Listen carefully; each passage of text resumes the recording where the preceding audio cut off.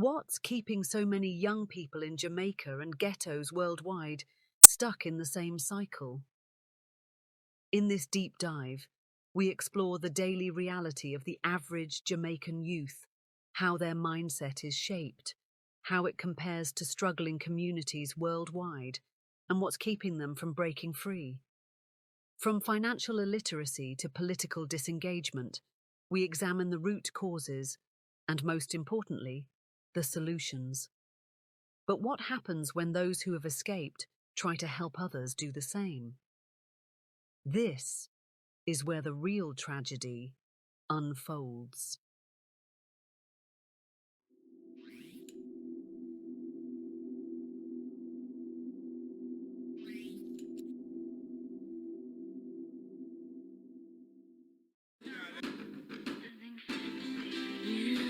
Best friend I come to take your life are the worst thing you could ever see. Never Teflon, no can a man know you are power with from your band, turn on the enemy.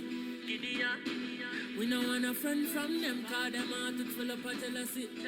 I did to what we used to share a flask of rum, now you want to kill me for anything.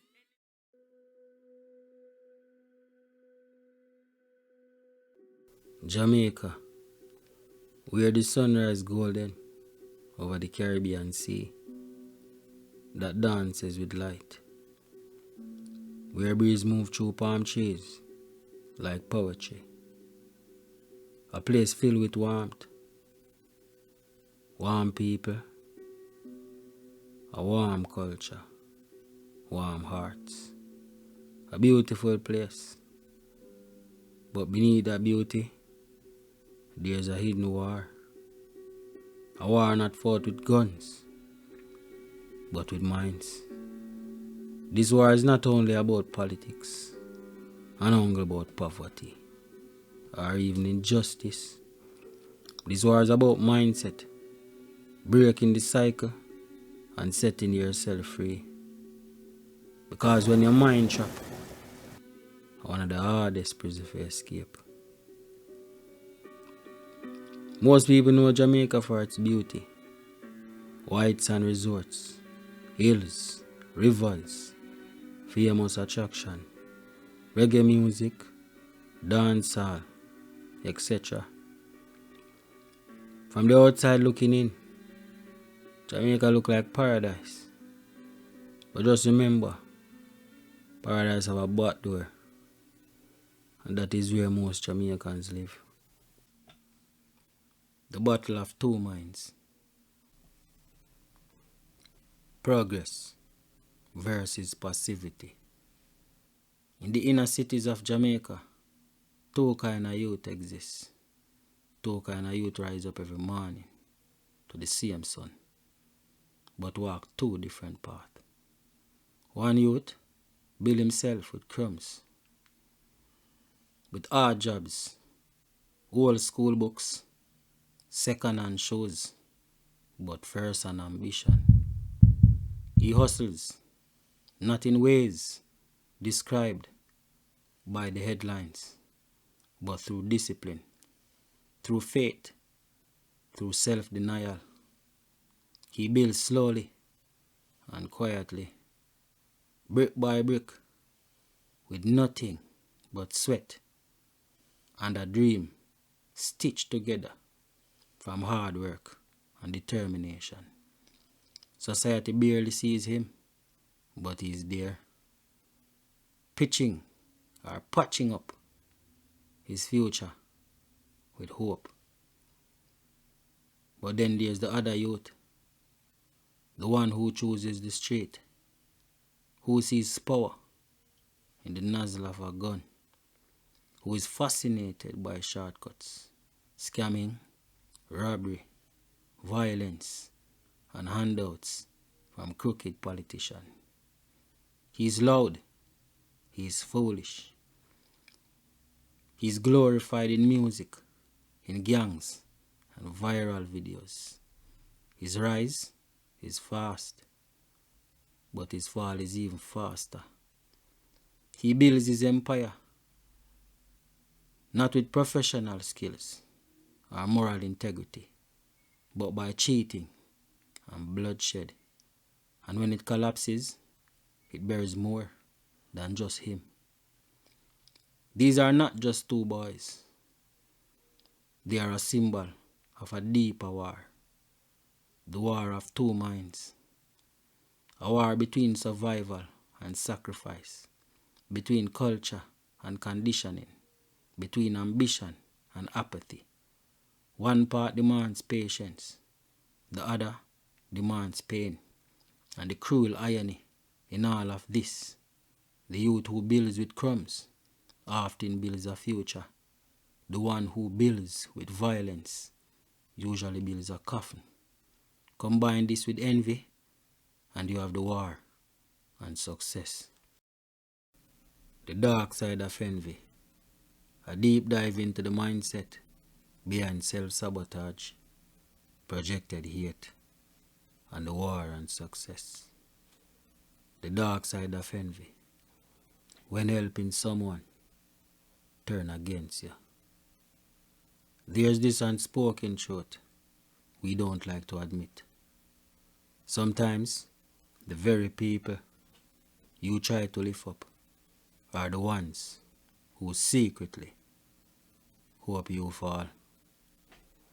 You offer a hand thinking you are doing the right thing. Instead of gratitude, you are met with bitterness, resentment, envy. This is the dark side of envy.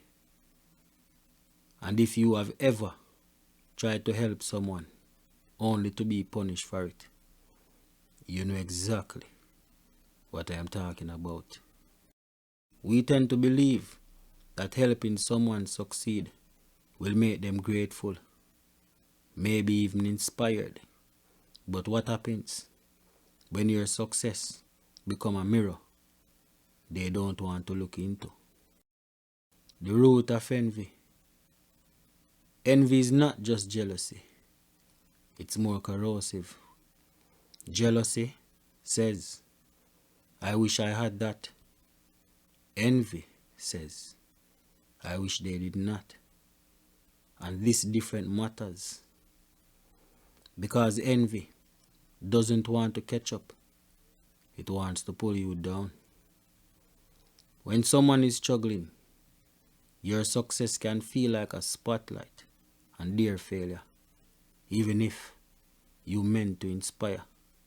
What they see is the gap, and that gap can feel personal.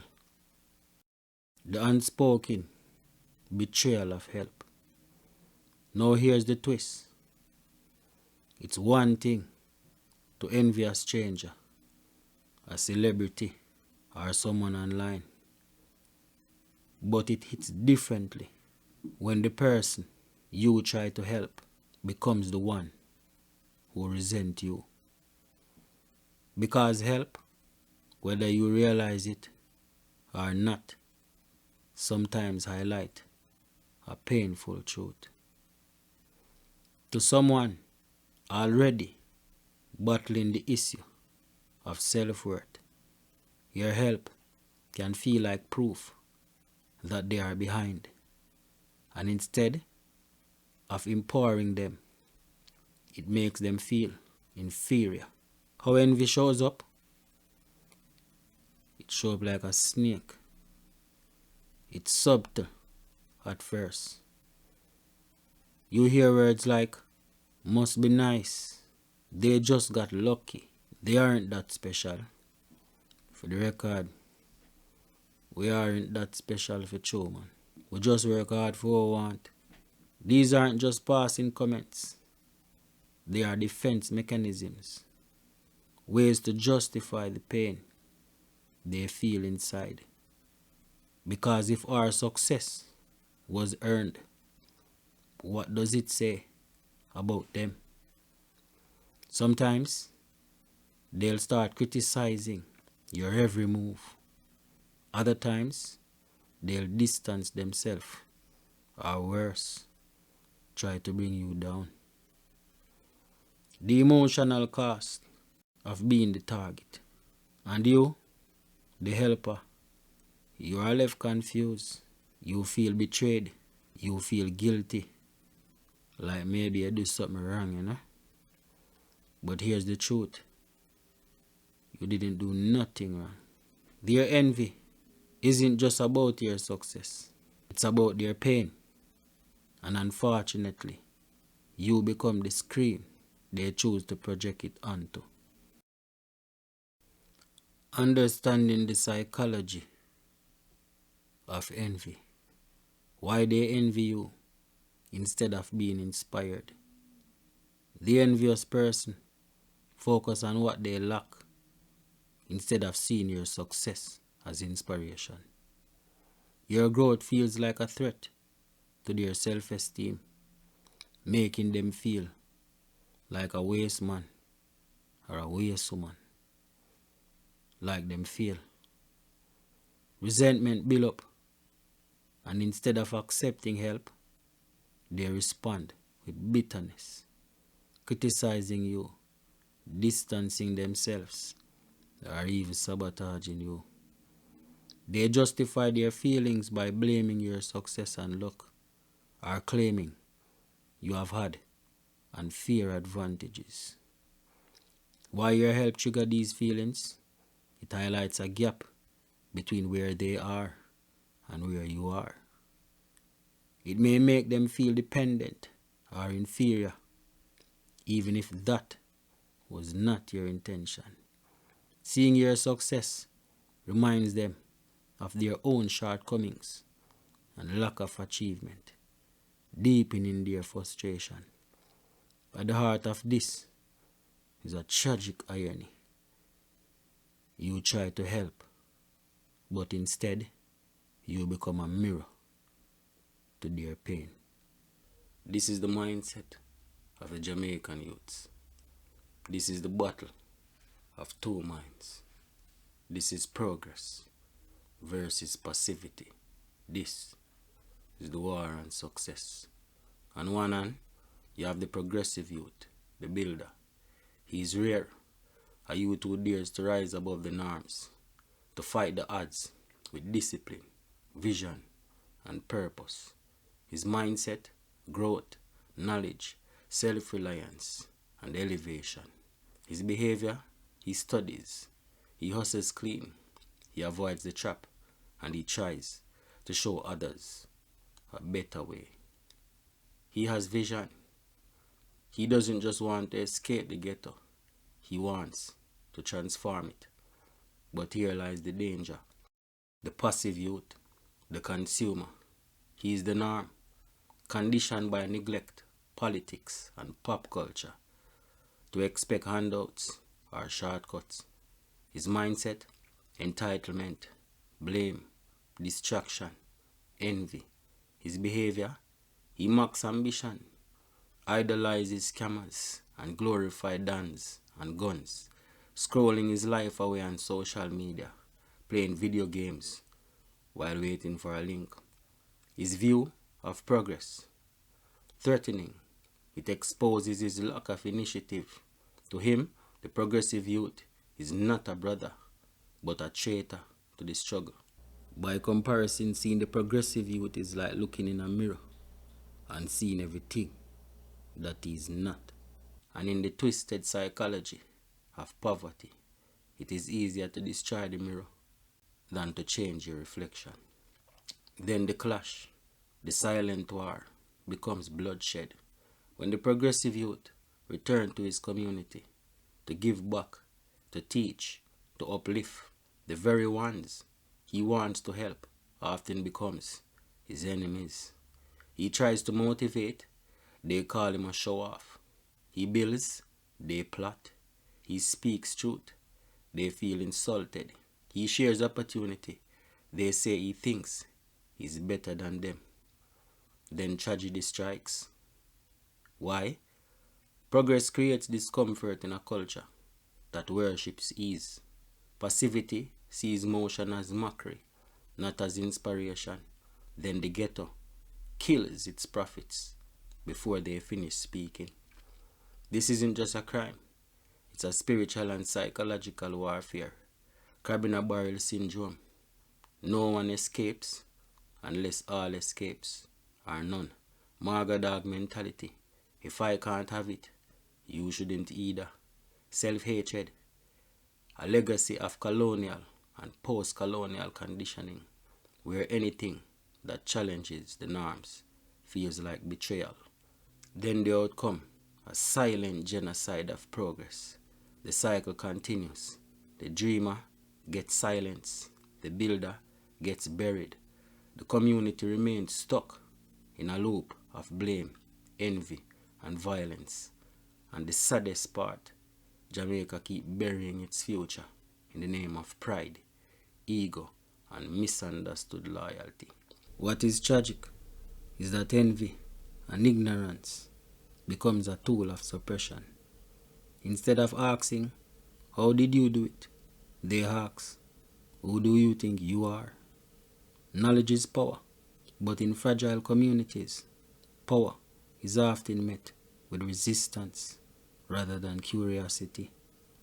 The bearer of new ideas becomes a threat to the mental order, and then that threat must be silenced or ridiculed. In places like Jamaica, rich in talent but poor in opportunity, success is often hyper-visible and emotionally charged. Cultural pride and suffering coexist. Many look for a savior, but crucify those who comes with uncomfortable truth. Political systems have historically weaponized poverty, keeping people dependent rather than empowered. So when one youth tries to build with the little that he has, to rise through discipline, education, or entrepreneurship, it challenges the narrative that this system is too bad. Success in these environments become an act of rebellion, sharing knowledge even more so. It threatens the comfortable illusion people live in and exposes the excuses they have built their identity around. But those who persist, the builders, the educators, the truth tellers, they plant seeds. And while they may face resistance today, they become the reference point of what is possible tomorrow. And so, in places like Jamaica and in communities like it around the world, success is not always celebrated. Sometimes it's feared. Those who rise above the system, those who try to share knowledge, those who dare to build with the little that they have, often find themselves at war, not with the system, but with the very people they are trying to uplift. But in the face of all of that, some still choose to build, not because it's safe, not because it's easy, but because somebody has to do it. Somebody has to break the cycle. Somebody has to speak truth. Somebody has to be the spark that lights the next mine. Because even if the barrel tries to pull them back, even if the maga dog barks loudest, the builders build always. And in the end, it's not the noise that is remembered, it's the legacy. I said 5 in the morning, I wake up to 5 for my yearnings. The fear in my mind is a warning. Pray to the one you're relying. I've been wandering all day. I tried to be fine, but I can't be. The noise in my mind wouldn't leave me. I tried to get by, but I'm burning.